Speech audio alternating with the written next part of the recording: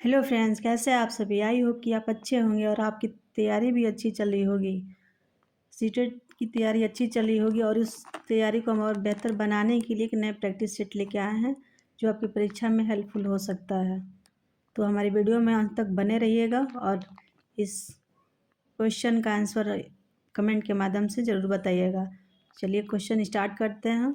मेरा पहला question, gene पियाजे के सिद्धांत में स्कीमा का अर्थ है स्मृति, मानसिक संरचना, बुद्धि या कल्पना। आपको बताना है कि जीन पियाजे के सिद्धांत में स्कीमा का क्या अर्थ है। तो इसका राइट जवाब ऑप्शन नंबर है स्मृति। जीन पियाजे के सिद्धांत में स्कीमा का अर्थ स्मृति है।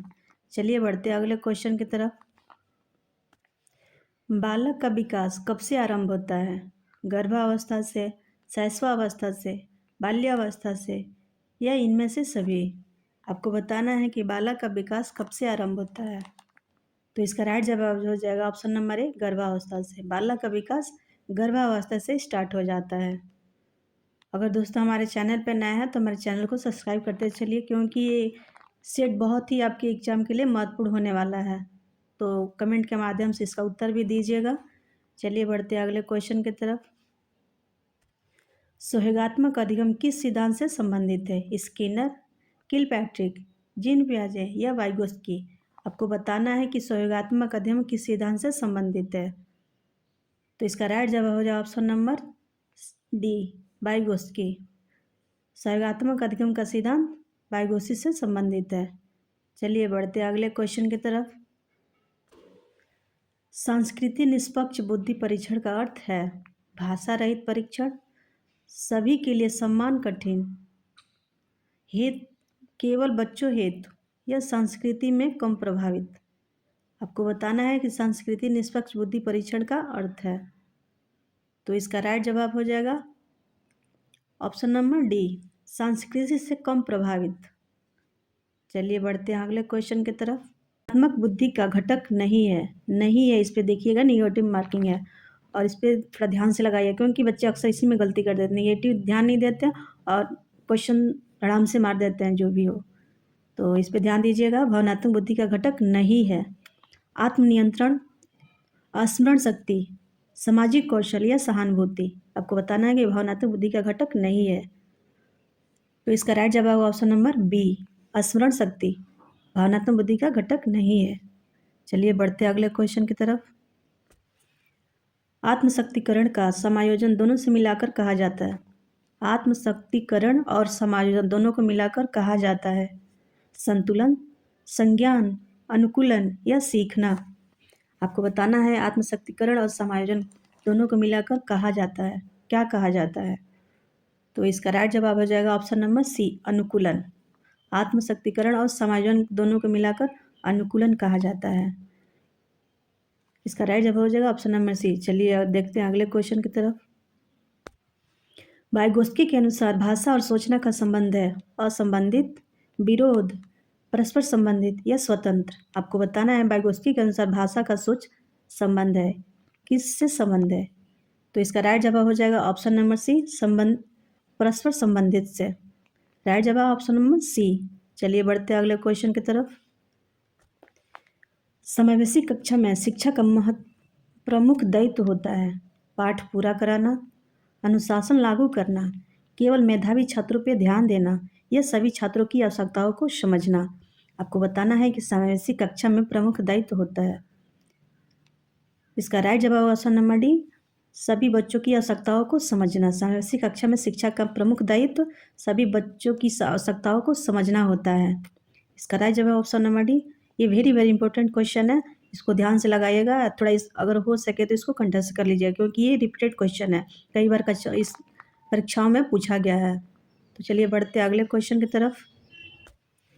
बाल केंद्रित कक्षा में पाठ्यक्रम होना चाहिए बालक की रुचि आधारित, कठोर, परीक्षा आधारित या शिक्षक निर्धारित। आपको बताना है कि बाल केंद्रित कक्षा में पाठ्यक्रम कैसा होना चाहिए। तो इसका राइट जवाब हो जाएगा ऑप्शन नंबर ए, बालक की रुचि आधारित। ऑप्शन ए राइट जवाब। चलिए बढ़ते अगले क्वेश्चन की तरफ। निम्न में कौन सी कोहलबर्ग के सिद्धांत की सीमा, या टाइपिंग मिस्टेक हो गया, कोहलबर्ग बना लीजिएगा। ऑप्शन ए नैतिक तर्क पर जोर, संज्ञानात्मक दृष्टिकोण, व्यवहार की उपेक्षा या नैतिक विकास का अध्ययन। आपको बताना है निम्न में से कोहलबर्ग के सिद्धांत की सीमा है। तो इसका राइट जवाब हो जाएगा ऑप्शन नंबर सी, व्यवहार की उपेक्षा।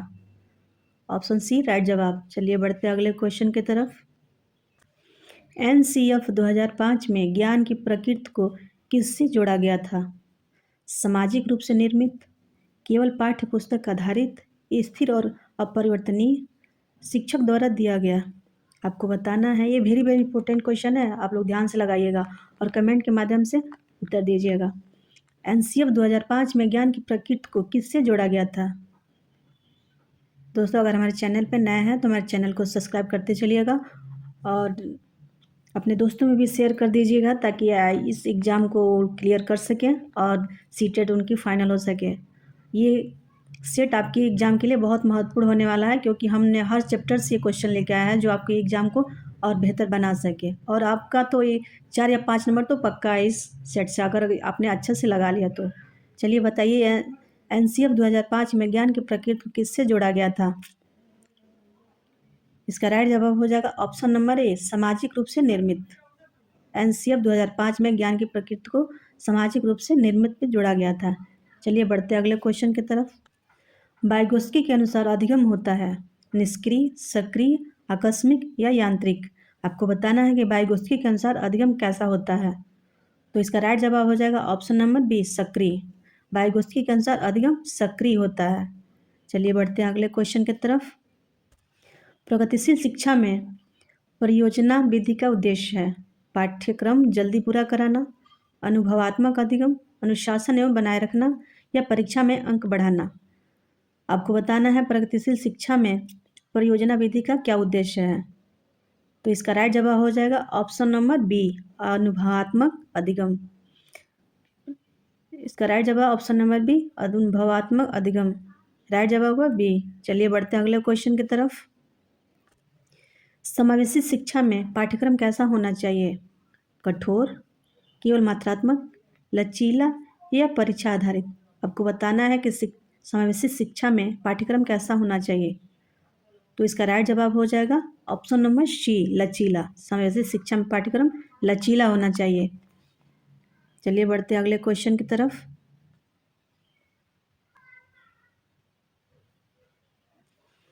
विकास का कौन सा सिद्धांत गलत है?